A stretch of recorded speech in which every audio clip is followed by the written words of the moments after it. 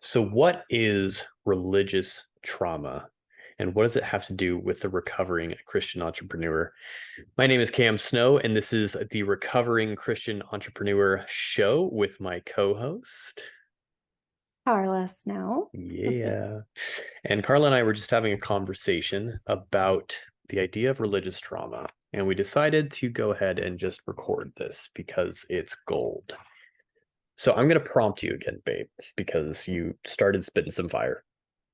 And essentially, this kind of came from a conversation I was having with someone um, where the topic came up of, well, I'm paraphrasing as much as I can to kind of conceal the identity here, but it was essentially, hey, the trauma that you've experienced, perhaps that's actually just because you had the wrong teachers. You learned theology, you learned the gospel from just people who didn't know who didn't know the gospel from false teachers.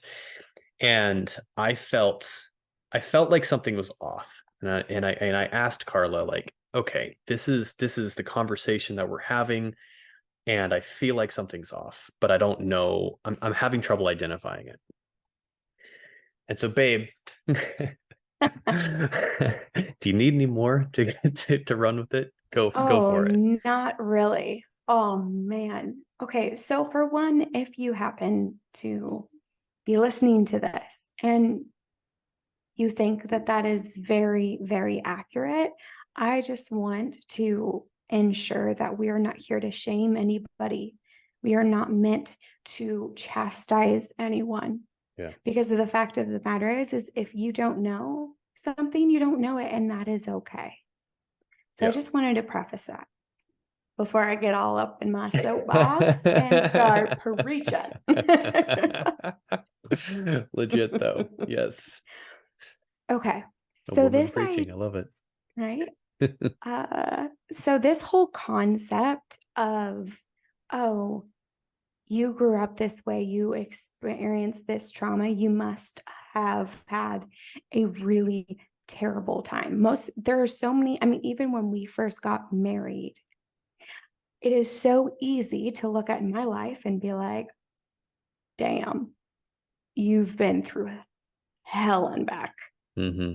But someone for like Cam, from the outside looking in, he had a great life.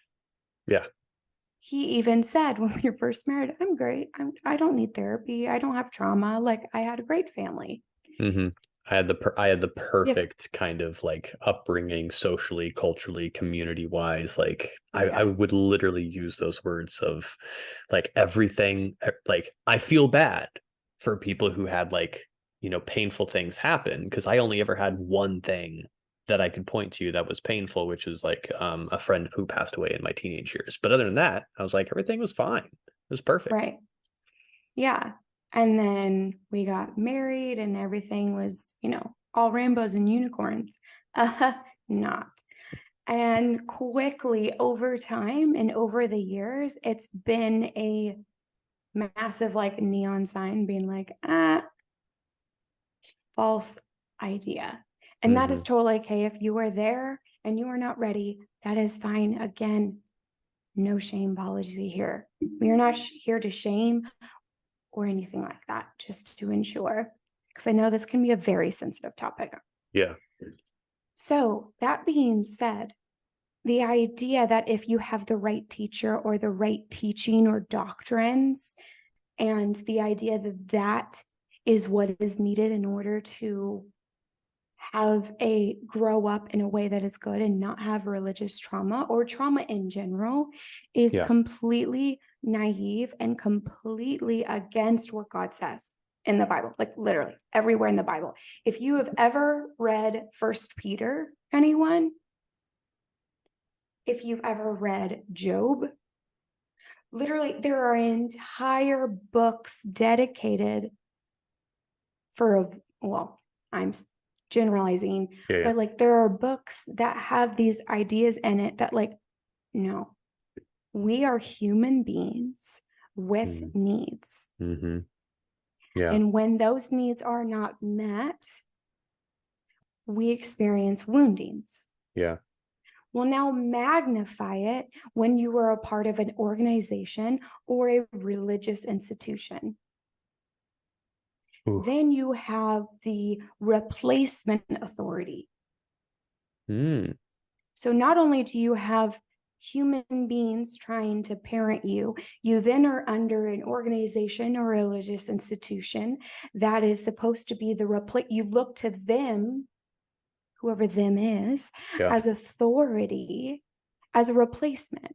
And so Right. it's actually a double negative in a way, because you go from trying to move from family to your eyes to, again, human beings.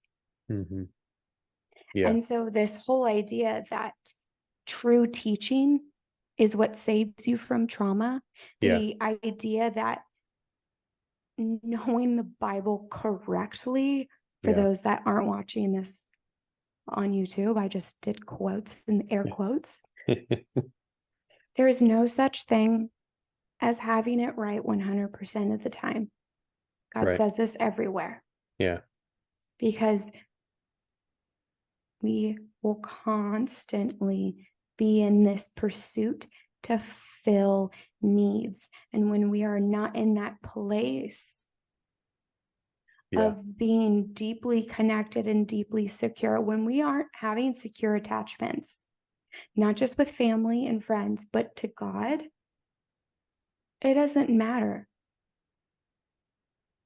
I know plenty of well-meaning people that tried to give me advice about how to navigate the fact that for a long while in my childhood, I was sexually abused. And I had all kinds of very hurtful, very incredibly insensitive comments from very well-meaning people. And you might have experienced this, where you're going through something and someone says something, and in the moment you are filled with rage, and then someone's like, but they were just trying to help. They were just trying to love you. Yeah. And you're over here being like, how does that change the fact that I was deeply hurt? Mm. How does that change anything? Now, one of my favorite things to do, which I do it in spite sometimes when I am like not, when I am not vibing high, is use this against the camera, and where he'll say something and I will be, pardon my French, how the Yeah. does that change anything that I Yeah. just said? Yeah. So circling back to kind of what originally sparked this conversation, which is so freaking beautiful. So if you are listening to this and you're like, oh, maybe this was from my comment, thank you so much. Totally. Because we never would have thought to have this recording. We never would have thought to have this podcast episode or even this discussion, because of the fact that when you are expert in the field of what you do, and when you have a deep knowledge, it can be very easy to be like, oh, everyone in the world knows it. This is coming. This is business applications. This is all kinds of things, because this isn't just a religious trauma thing. How many times have you heard, oh my gosh, like I had the worst coach and they had this experience. And so a lot of people are like, marketing's not for me. Yeah. Because of this experience. Yeah. Or sales is not for me because of this experience, or having a team is not for me because of this, right? Like there are so many generalizations, because we are creatures of habit and we tend to generalize. Yeah, that brought up something too, from kind of connecting the two thoughts that you're bringing up here of, we have these experiences and then we make decisions about them, and we make a decision to not show up online or not do sales, or as we take it back to the church example, we make decisions not to go to church, or we make decisions to withdraw from friendships that are more religious in nature or whatever. Or institutionally, we make decisions to go in the opposite direction of like, this is the negative experience we had. Therefore, the solution is to have the right doctrine. We got it wrong over here, so we have to get it right over here. And that's actually a big part of Karla's story, is the cult that she grew up in was a reaction to certain abuses that the founding members saw in their own churches. And they're like, these are the abuses we saw, so we are going to form our own thing. We're going to do our own thing that's going to be safe, and it's going to be right, and we're going to have the right list of rules. And it comes back to this doctrine. Karla, she mentioned the book of Job, right? Which is the exact counterpoint to the idea that you can do something to avoid pain or hurt. Job did everything right, literally everything right. That's like the first couple chapters are all about how he was like this great guy, and yet all this stuff happened. And the idea, as we kind of looking back at this idea of the religious trauma, of like, well, you could have avoided the religious trauma, or you have a false perception of the gospel because you had false teachers who didn't know the true gospel, implying that if you had teachers who knew the right gospel, which 99% of the time we are saying those words, and what we mean is, if you had the right teachers who had the right collection of intellectual information, then you wouldn't have experienced this. You would have a better relationship with yourself. You would have a better relationship with God. And that's just not how human beings work. That's not how it works. You can have all of the things, quote unquote, right, and still, even inadvertently, it's never intentional. No religious leader set out to hurt people, but you can an environment can arise that is ripe for religious trauma. And that's the point.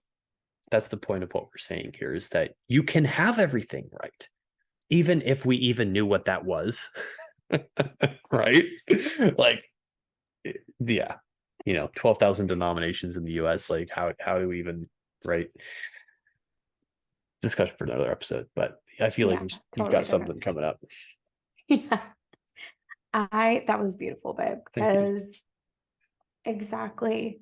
And we see this quite a lot, but I also see this quite a lot because I understand that I'm not a air quote conventional Christian, whatever the heck that means. And I understand that a lot of my ideas can kind of seem out there. And so I am never applying. And if I do so, oh, I am so sorry.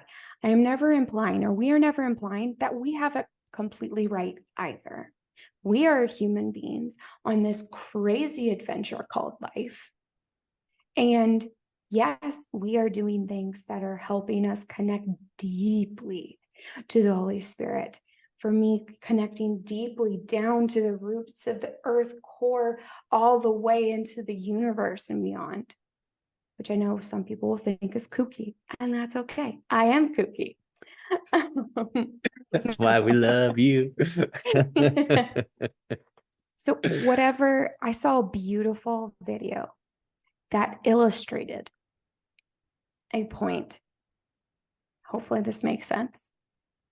Witches call them spells. Christians call it prayer. New Age calls it manifestation. Scientists calls it quantum physics. Or you call it vibes. The street calls it vibes. Yeah. The street calls it vibes. No matter what you call it, no one is denying its existence. Right.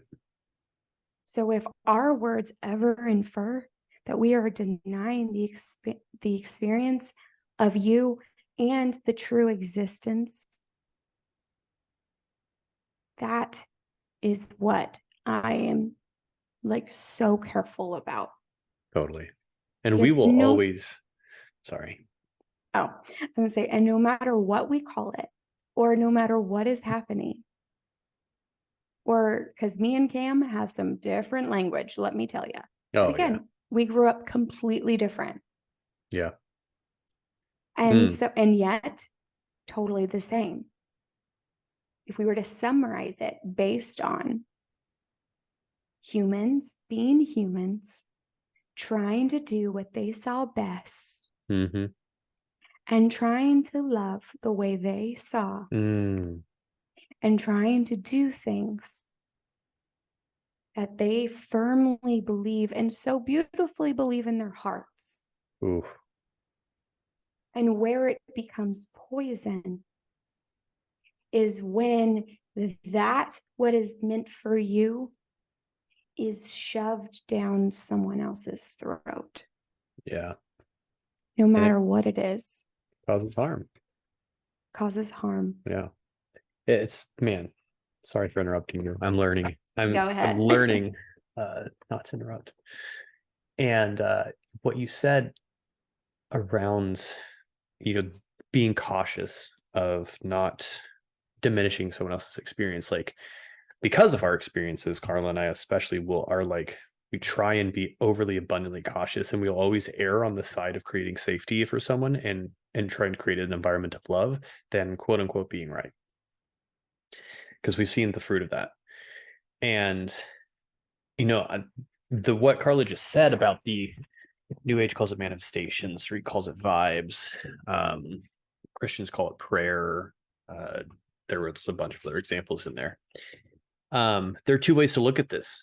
And Carla and I actually had a big argument not too long ago about this, where it really brought this to the surface and caused both of us to really reflect on, and was a big moment for me. Not a comfortable conversation, probably one of the most uncomfortable conversations in a relationship. But what it brought up for me, and I just realized this as we're talking about it, was you can look at that example in two different ways. One is how I used to look at it, which is, okay, you just said vibes, manifestation, prayer. What was another one? Do you remember? Vibes, manifestation, prayer, spells, right? All of these things. And I used to look at that and be like, okay, number one, Carla's theology is suspect. And two, one of those is right. One of those is the correct answer. The others are not. And now I look at it as all of those things. And like, don't misunderstand me. I'm not denying the reality or existence of truth. However, thank you. And what I am saying is that you can look at all of those things as points of connection. And if I'm going to use a biblical example, which I am, always, I'm going to go straight to Paul preaching at Mars Hill in Athens, saying, hey, this altar you have to the unknown God? Let me tell you about him. Let me bring some context to this thing that you have your own words for. And it's worth a little segue to kind of talk about the use of language, because this is something that was kind of the eruption point for like the discussion we had. Because it occurred to me that like the language that I grew up with and the language that Carla grew up with are completely different, even though we grew up in different realms of Christianity. Carla in a much more extremist kind of cult environment, me in a more conservative church environment. And yet, neither of us are using biblical language. Because biblical language is literally a different language. It's Hebrew, Aramaic, and ancient Greek, none of which we speak. And if you go and talk to a Jew who's speaking from the Torah, what they are going to be saying are words you will never understand. They don't use the word Jesus. They don't say the word Moses. They have different words, different definitions. So when we get all high and mighty, and when I say we, I mean me, when I get high and mighty about my nicely crafted theological language, it's worth remembering that all of it is vanity, to use even more quote unquote biblical language, right? Like all of that stuff has its place, and I'm not saying that it's useless because it has a purpose. However, and however,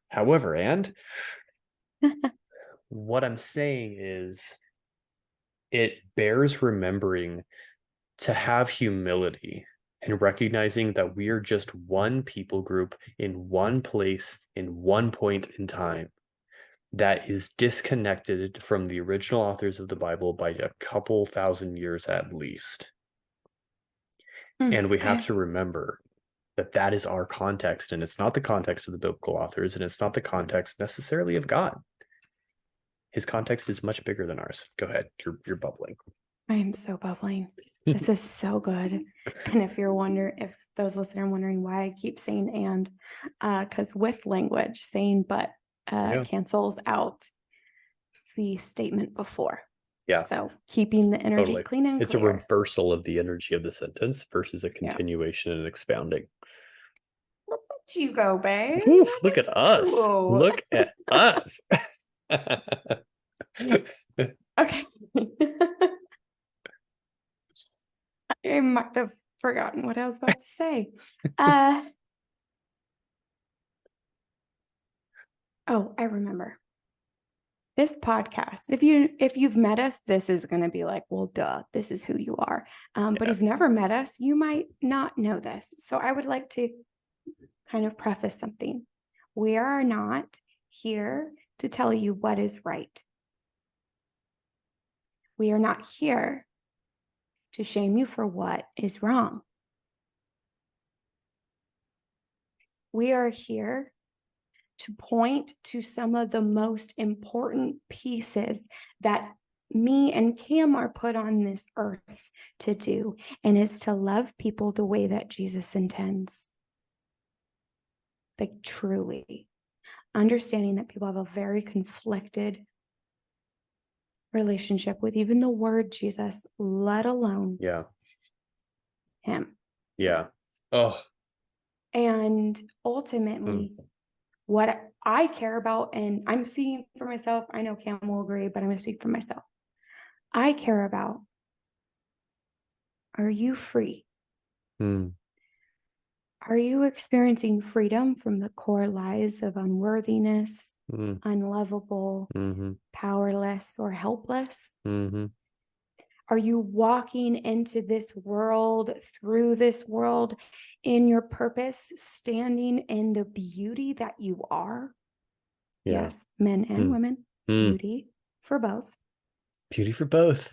Yeah, it's not gendered. That sounds like a book.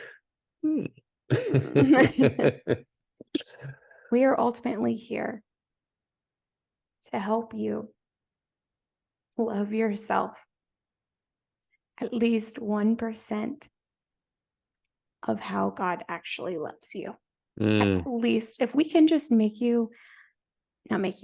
help you understand and be able to embody and walk forward in life, knowing just a little bit more about how beautiful you are, how loved you are, how much you are seen and heard. Amen. And no matter what you are experiencing in this world, no matter what is happening around you, no matter how much hurt and trauma you've experienced, no matter how much has totally been fucked up,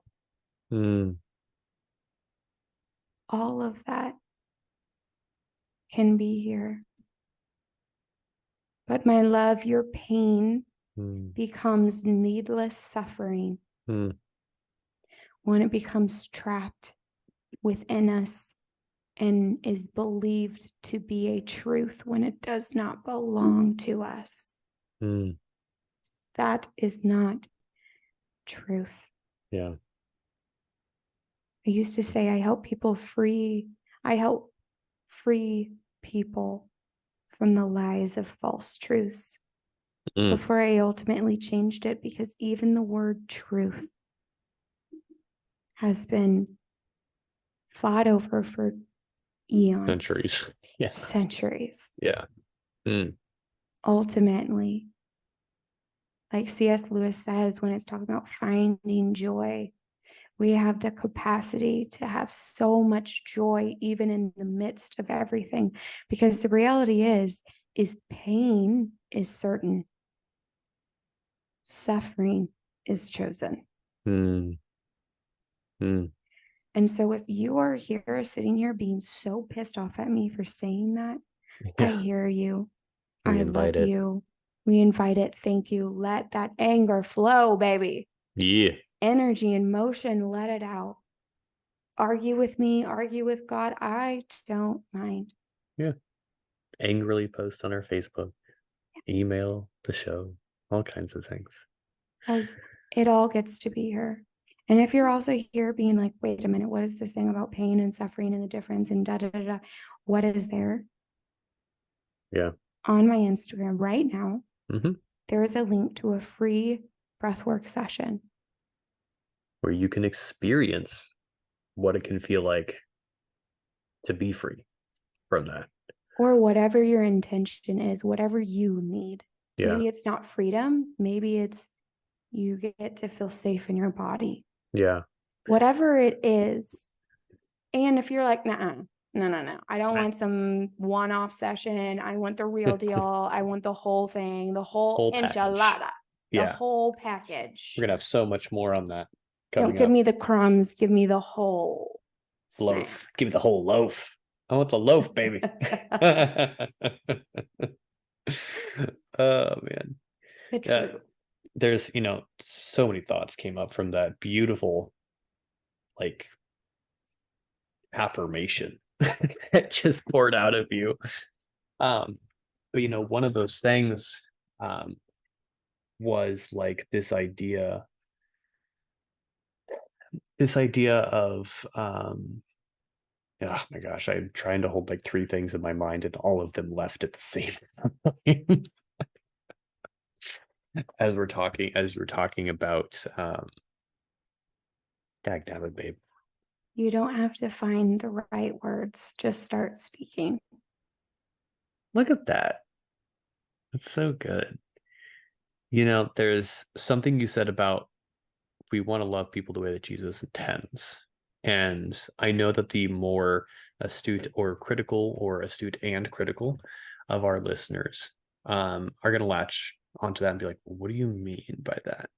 Mm-hmm. Because I understand that if you are a recovering Christian, you are in the church, then you are constantly on high alert for false theology all the time.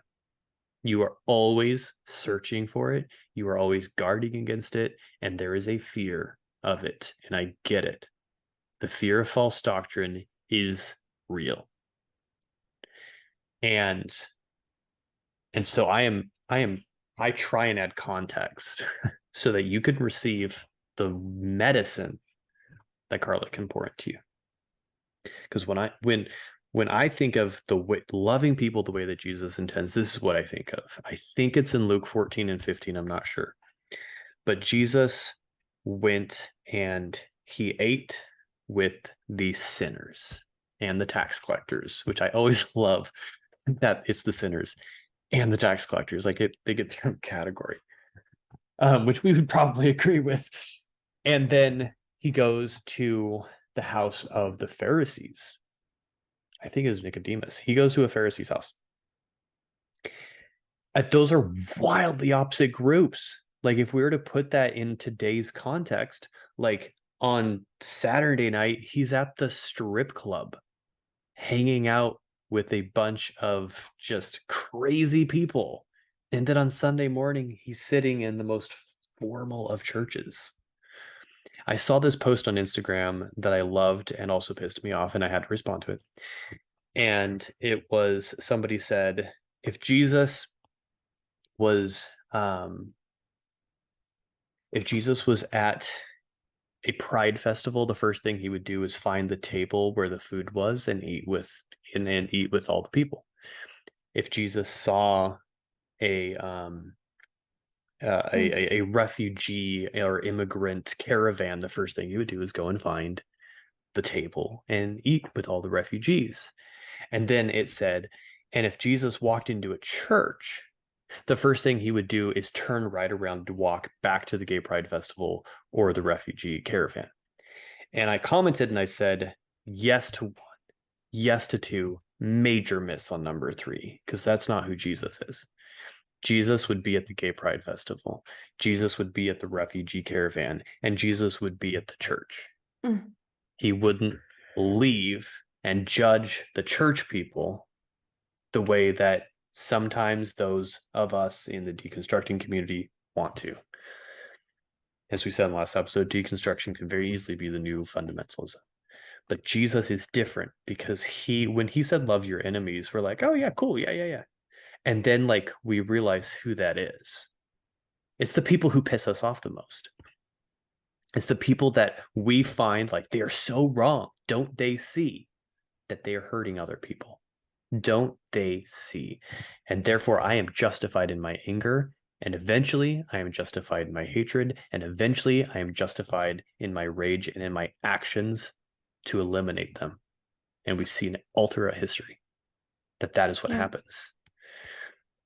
Jesus is the counter example to all of it. So when we say that our mission, that we are striving to love people the way that Jesus intends, we are asking him to change our hearts in the direction of what it means to love our enemies. And sometimes that enemy is the person staring back at you in the mirror. Woo. And you have to start there. You have to start there. Ah, wow. Chef's kiss, babe. Wow. So, with everything we just experienced and dropped,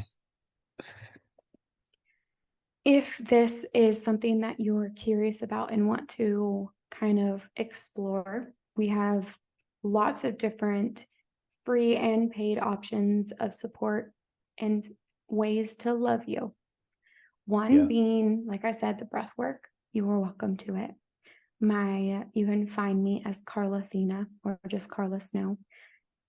If you were a Facebook person, we have a recovering Christian entrepreneur Facebook group.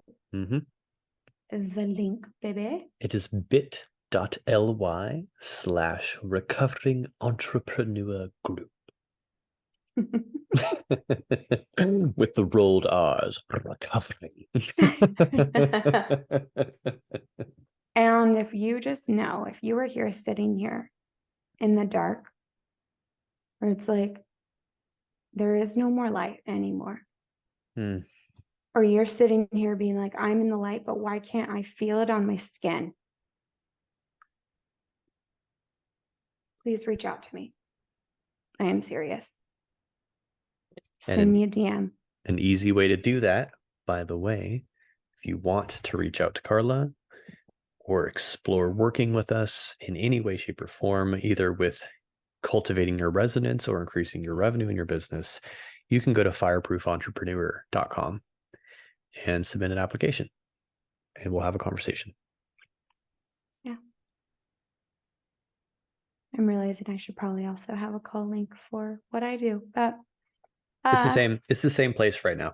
Fireproofentrepreneur.com will go to either Karla or me, and you can specify in your comments who you want to talk to, or both of us, because we do a lot of our calls together. So yeah, this was. And if you don't want to do a formal application process, or you're like, hey, I don't have a business, that's totally okay.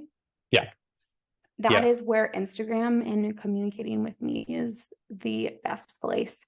But if you are curious, Fireproof Entrepreneur. Stay tuned. Yeah. All right, guys. Thank you so much for listening. We would love to hear your feedback on this episode. It was pretty awesome for us to be able to share this and step into this and just own that this is what we talk about and this is how we help. So until next time, this is the Recovering Christian Entrepreneur Show, where we talk about money, we talk about mindset. This is definitely the mindset part. We talk about marketing and also theology is what we talk about. So we love you Yeah. guys. Thank you for tuning in. And our additional social links and ways to contact us are in the show notes below. So we will talk to you later. Cool. Love you. Bye.